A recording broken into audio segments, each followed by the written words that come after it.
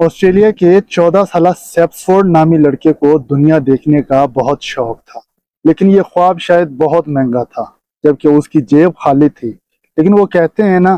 कि ख्वाब कभी पैसों के मोहताज नहीं होते, वो तो सिर्फ एक मौका मांगते हैं। और ऐसा ही एक बदकिस्मत मौका सेप्सफोर्ड ने भी तलाश किया,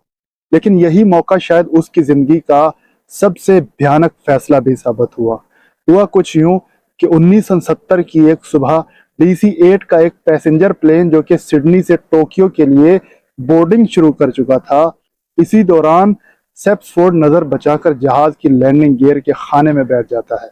और कुछ ही देर बाद जहाज टोक्यो के लिए टेक ऑफ कर देता है। और जैसे ही जहाज 200 फीट की बुलंदी पर पहुंचता है तो जहाज का पायलट लैंडिंग गियर ऊपर उठा लेता है, जिससे व्हील के खाने की खिड़की खुल जाती है और एक झटके में सेप्सफोर्ड नीचे गिर जाता है।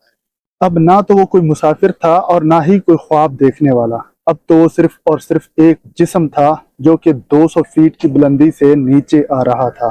इत्तेफाक से इसी दौरान एयरपोर्ट पर एक फोटोग्राफर भी खड़ा होता है, जिसने अभी अभी एक नया कैमरा खरीदा होता है और वो रैंडमली इस उड़ते हुए जहाज की एक तस्वीर बना लेता है। लेकिन जैसे ही वो अपनी इस तस्वीर को गौर से देखता है तो इसकी तस्वीर में वो ही बदकिस्मत लड़का सेप्सफोर्ड दिखाई देता है, जो कि जहाज से नीचे गिर रहा होता है। इस फोटोग्राफर को इस बात का अंदाजा ही नहीं होता कि उसके कैमरे ने एक ऐसा लम्हा कैप्चर किया है कि जिसको दुनिया कभी भी भूल ना पाएगी। सेप्सफोर्ड तो सिर्फ दुनिया देखना चाहता था, लेकिन दुनिया देखने के बजाय सेप्सफोर्ड दुनिया को वो तस्वीर दिखा गया जो आज भी दिल दहला देती है। एक तस्वीर जो याद दिलाती है कि ख्वाब और हकीकत के दरमियान